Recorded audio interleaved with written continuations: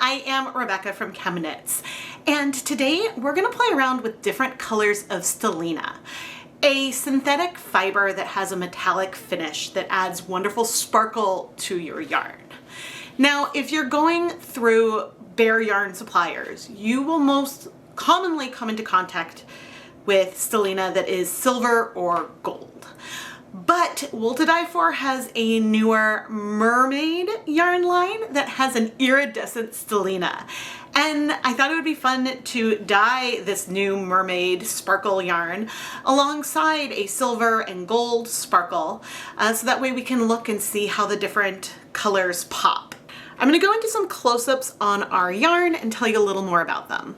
All of these yarns are the Sheila's line from Wool2Dye4. They all have 75% superwash merino wool.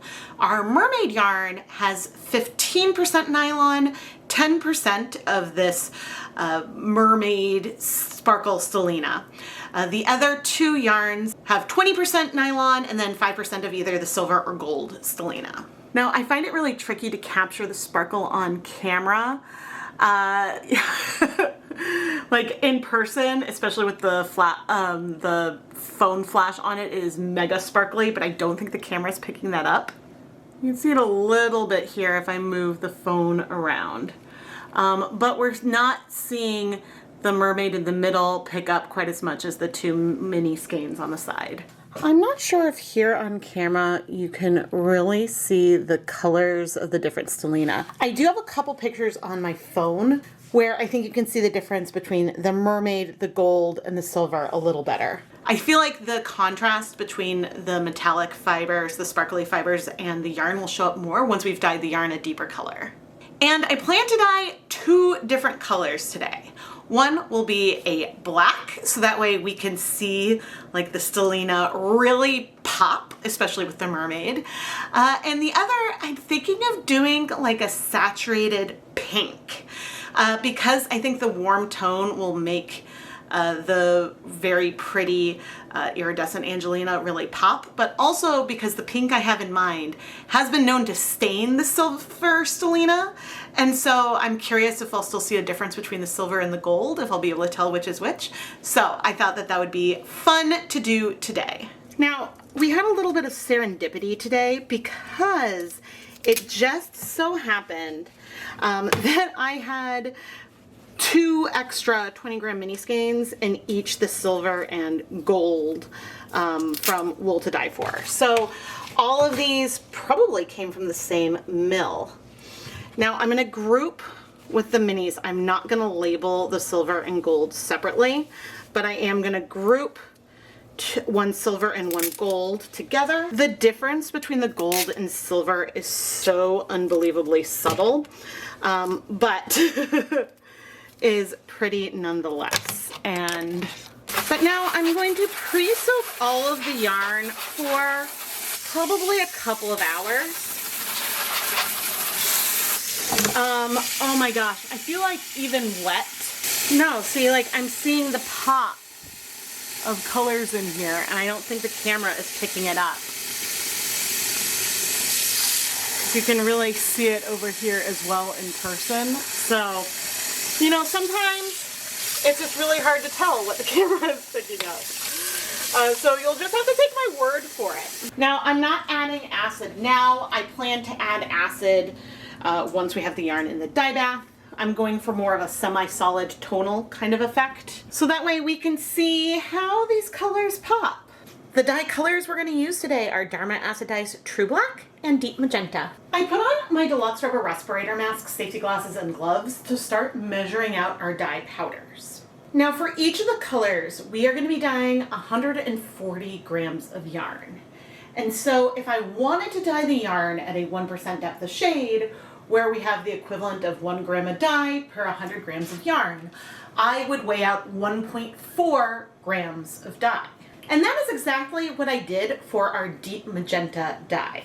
For the True Black, I want the color to be a bit deeper and darker, and so I went ahead and measured out 2.5 grams of the True Black dye. This would give us about a 1.78% depth of shade that we're going for with the black, And honestly, the reason why I picked these numbers was a little bit arbitrary today, but this is what we're going for. After weighing out the dyes, I dissolved them in hot tap water so that way we can add it to our dye baths and dye up our yarn. I have 2 dye pots here. These stainless steel dye pots are dedicated for dyeing yarn and are never used for the preparation of food. Each of them have 16 cups of water, and I am going to need to add more water to clear out our black cup, but it's done pretty well. Deep magenta is not always the most soluble dye, but then it does strike pretty quickly. Sometimes it'll seem almost a little bit like mica and that you have like a suspension in there, but it does eventually all strike.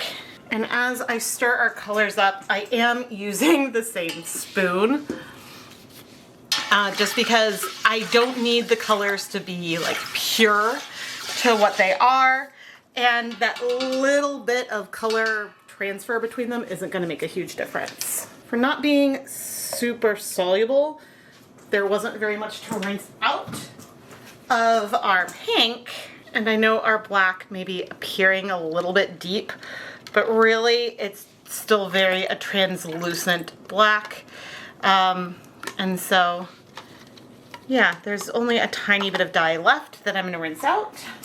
Okay, now our dye baths still have no acid in them, and that is what I am going to want when we bring over our pre-soaked yarn. And this is because we want to get good color coverage all over the yarn, and if we have a lot of acid in here already, the colors can start striking to the yarn a little faster than what I want. Bringing over our yarn, I can't tell if it's going to show up as sparkly on camera. I really see the sparkles in person. Okay, let's start with the pink. Now, my tap water is slightly acidic, which means that a lot of times I will find that colors will start binding to the yarn before I've added acid. And that can particularly happen with certain pigments. The deep magenta could be one of them. It is a color that can glaze or bind to the yarn really, really fast. And even after just these initial little dips, you can see a bit of contrast between the Stellina and the dye.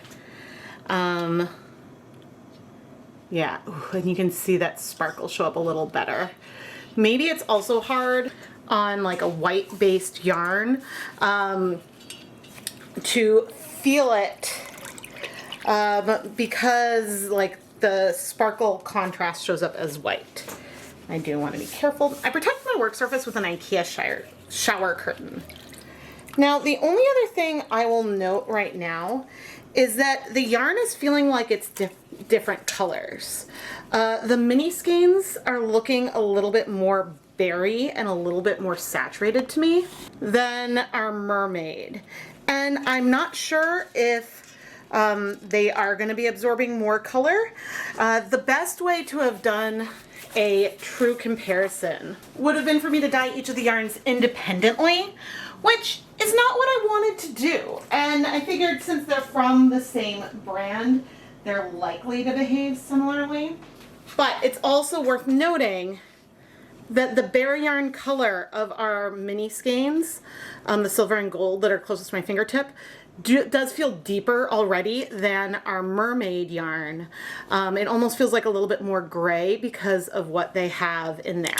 So it could just be the bare yarn base. But now as we move into our black, doing a very similar thing where we're putting the yarn in, raising it up, kind of stirring the yarn with our dye just to distribute it everywhere.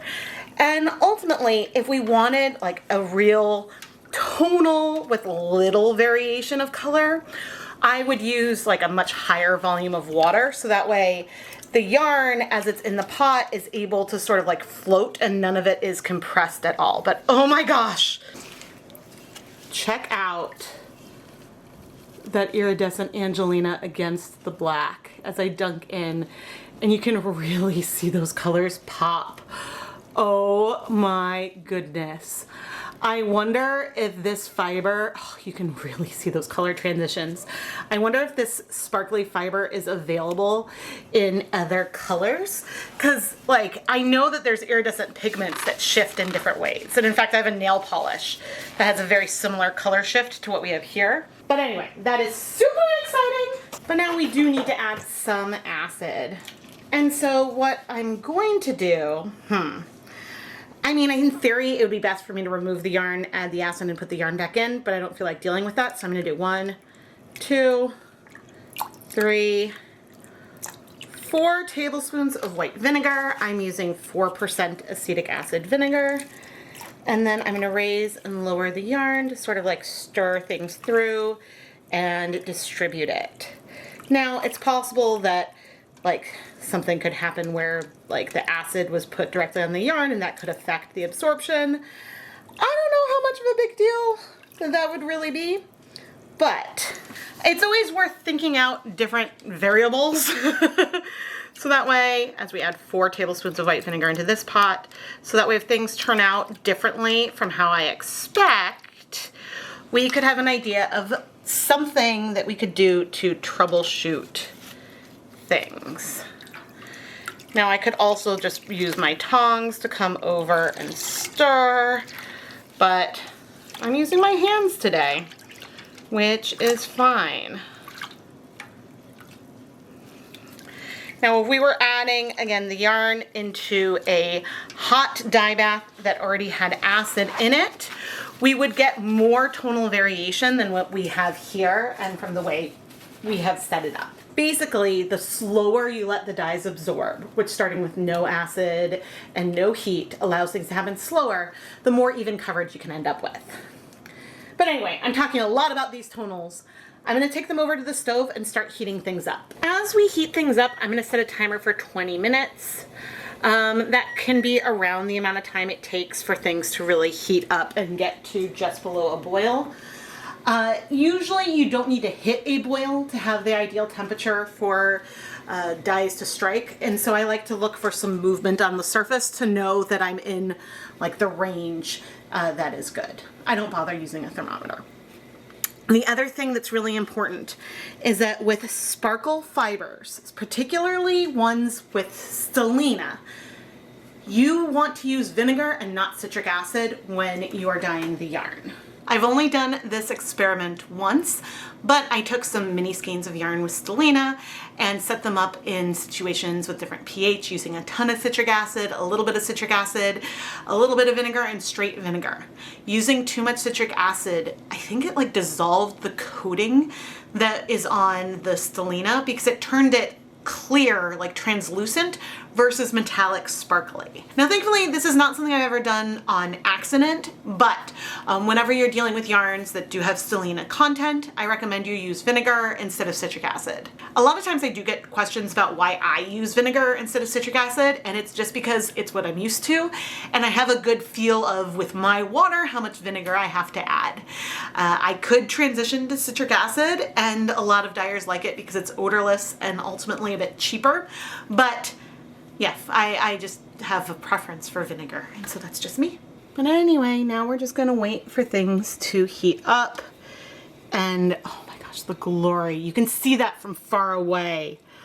Oh, the colors of that Stellina. Oh my gosh, I am absolutely obsessed. After 20 minutes, the black yarn has heated up a lot more than the pink. And a lot of the color is in the yarn.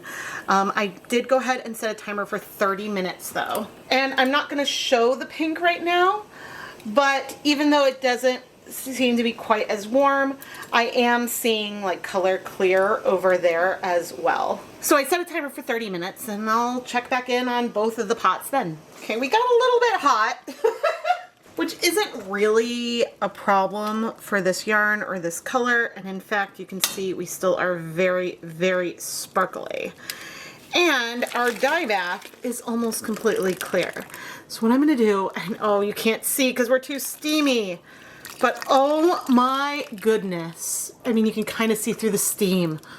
Those colors are magnificent. And I love that now you can really see them shift.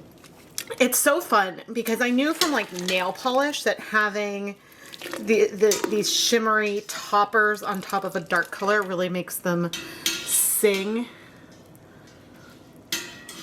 We're a little too steamy still, but you can see like the sparkle happen with the black background. I think that maybe because sparkle shows up as so white, it's just harder to see. But the other thing that's kind of worth noting right now that you can't really tell is that we've got 10% Stellina in our Mermaid yarn versus 5% in the others. And now that we have the black dye, I kind of can see the density difference in terms of the sparkle. But we'll take a closer look at that. Oh my gosh, I am so happy. Our pink was a lot hotter, but I did turn the heat down to low. I would say that this is not the first time I've dyed this yarn. I used it for my Valentine's Day colorway, and I did some neon rainbow yarn mops of the Mermaid colorway. Oh, so sparkly and pretty. That also had neon neps in it. And so I knew that it shined so well under a saturated red. And in the colorway I dyed for Valentine's Day, there were also a lot of bright pinks, and I just wanted to do something a little different. And I wanted to not do red again, and so I thought this pink could be nice. We're very steamy, but the colorful Stellina is popping here as well. You just can't see it really yet. The other reason why I picked deep magenta is I feel like, and I'm not seeing it, or if I am, it's hard to say, but I feel like I have seen the color of Stellina shift a bit in the past before. And like the silver take up some pink colors, which was more apparent in a rainbow set than it might be right here. But anyway, I was curious if that would happen. It doesn't look like it happened. I can still see a big difference between the silver and gold, and obviously our Mermaid. There are more colors of Stellina besides just this Mermaid, the silver, and the gold. You can find a bronze Stellina, which I have dyed before. It is not as sparkly as the silver or gold. It gives more of like a heathered appearance with a very soft, subtle shimmer. And then there are other sparkle fibers like Lurex, which is insanely sparkly, but is thicker than Stellina, and so it tends to be more plied with it versus sort of distributed throughout the yarn. And then there's also Angelina, which I think spinners and people who create their own custom yarn blends for spinning are much more likely to use. And I know that some of these Angelina colors don't hold up super well during the dyeing process. I think there was a time I dyed a bunch of different colors that Paradise Fibers had in their bare yarn, and some of them, like the color was lost a little bit after the dyeing process because you have to go through heat when you're dyeing the yarn. But really, there's many ways to have sparkle in yarn, and this Mermaid yarn is really the first time I found on a bigger scale this kind of iridescent sparkle, and I've been dreaming of something like this. So I'm very, very excited. I waited to let the yarn cool completely before washing it, and I'm meaning to film this as a voiceover because at the time I was washing the yarn, there were a bunch of kids in my house playing Mario Kart very loudly. I washed the yarn with a little bit of dish soap, and the colors were in there really, really well. And I just keep marveling over the pretty color as I see the sparkle when I'm washing it. And again, I don't know if this is getting picked up on camera, but in person, oh, I see it. And it is so much fun. I did wash the black yarn separately from the pink just in case there would be any bleeding or backstaining, but we didn't see any. And once I had finished rinsing the soap out of the yarn, I put everything through my spin dryer to remove some of the liquid and hung it up to dry. Let's go look at the finished yarn. Here are all the yarns with our mermaids in the middle, the gold, and then the silver on the outside. And from far away, we don't really see much. If I zoom in on the Mermaid, we can start to see the color, which is way, way, way, way more obvious on the black than it is on the pink. On the black, you see little bits of green, gold, and orange. Whereas on the pink, you mostly feel a golden-like color. But I promise that iridescence is in there. The colors do shift. It's just not as much contrast. And these are the colors. This is the color that is the most similar to the Stellina that we have here on our yarn. This sort of like orange to green color. But the same pigment, you can kind of feel the iridescence on the white swatch, but there's less contrast and it's more subtle because the pigments are a little bit translucent. And so they just pop more on a darker color. Even though that shimmer still exists without it. And very subtly, you can still see a little bit of the orange and green in there. Okay, now here on the black, we have the silver at the far end, the gold in the middle, and then our Mermaid right here. And that can really give a difference between those colors. I think that the Mermaid Stellina may also, the fibers may be thicker than the silver or gold. So it's not just like a density issue. I think that the actual like strands may be a little bit thicker.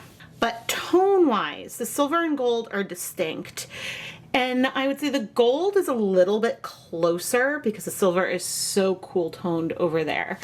But hopefully this gives a feel for the difference. Now on the pink, the silver is more cool toned. The gold is a little bit warmer. And our iridescent feels a little bit closer to the gold. It's really, really hard, I think, to show up, but there are still definite differences, and I'm struggling to film this. Now, all of them are very, very glittery and sparkly, which I feel like I'm getting a little bit of on camera, but it's really hard, maybe especially with the pink. Now see here, right now, the silver and gold are sparkling in this setup more than the Mermaid maybe, but in person, the Mermaid is also very sparkly and glittery. So I just don't know if I can capture that well on camera. There, if we're out of focus, you can see the glitter on all of them really, really well. Sometimes it's just hard with the lighting to pick it up. I'm gonna go twist all the yarn up. But first, I want to give a huge shout out and thank you to all the ChemKnits patrons, including Jessica Parco, Don Jans, Tamaris Fanes, Bernadette Crum, and the rest of the names you see on the screen right now. Patreon is a wonderful platform that connects viewers with content creators, and I offer a lot of really cool perks, like early access to this Dyepot PS series and more. You can find more information over at patreon.com/ChemKnits. One other important note today between our gold and silver Stellinas is that they did not stain. Now, I've seen that in the past with rainbows where some of the Stellina might pick up some of the pigment, and I don't know if that was when I was doing a cold process, so a longer soak, or what, but we did not observe it today, and so that's worth pointing out. Just because the iridescence pops more on the black does not mean it's a waste to use it on the pink. When I was twisting this and just watching it twist and move, you get some of that note of the iridescence that again is really hard to pick up on camera. It's just a lot more subtle here than it is on the black. And a black is not the only color where this iridescence would really shine. I'm sure a lot of other really dark colors would let this pop. But imagine dyeing a variegated colorway that maybe is half pink and half black, and how like the pop of this iridescent Stellina would look different with different colors over it, and I think that that is just absolutely stunning. Sparkle fibers are unbelievably fun and give like a subtle element of shine to yarn that otherwise often isn't super shiny. And I know that I personally would enjoy, well, to die for if you're watching, more iridescent Stellinas in yarn. I don't know what is available, but Now that they've created one, I really want more. Oh my gosh. But again, I don't know what's possible and what the market is going to think of the colorway and what the market's going to think of the yarn base, but clearly they were excited about this as well because they made this, added this mermaid sparkle to a lot of different things. And it's so fun to have something that I've wanted so badly available on the market. I am Rebecca from ChemKnits. I love to play with color and yarn, and sometimes I just feel like I said so many times in this video it's not showing up well on camera, because in person I really do see the differences. I see the sparkle and the shine so well that even now I'm like, okay, let's turn off my overhead light to try to like move the light and see the sparkle. But notice actually on the black and pink yarns in all the cases, you are seeing the sparkle more on the black, even though in person I see it pretty equally on all of them. And yes, this guy is super sparkly. It's a little easier to see like the sparkle and shimmer when it's not in focus, because then the camera picks it up like a bokeh. But I promise that sparkle is on the pink as well. Hey, even in focus it's showing up a bit. Sometimes being able to pick it on camera is all about the type of lighting. And normally when I'm filming the conclusions, I have a lot of soft lighting that isn't from a particular source, so using the phone flash makes what your eye can pick up, especially because I think your eyes are really trained to like pay attention to sparkles and shifts in the light and movement and things like that. I don't know. I've lost my train of thought, but the yarn is so fun. Now, I know I've already mentioned the Patreon, but there are other ways you can support the content here. It's free to subscribe, turn on notifications, leave a comment below. And especially if you enjoy the content anyway, engaging with the content tells YouTube to recommend it to more people, and that really helps the channel. You can also join to become a channel member here on YouTube and get a badge next to your name and some fun emotes. Unfortunately, I can't integrate those rewards with Patreon, so it's a separate thing, but I really wanted to be able to play with custom emotes, and I use them all the time when I reply to comments. So that's something I set up mostly for me. But that is another way that you can, on a recurring basis, contribute to the channel. But then, of course, there's also my Etsy shop where you can buy yarn that I've dyed in the videos. And so those are all ways that you can help contribute to the content that I try to produce on a weekly basis. I am Rebecca from ChemKnits, and thank you so much for watching.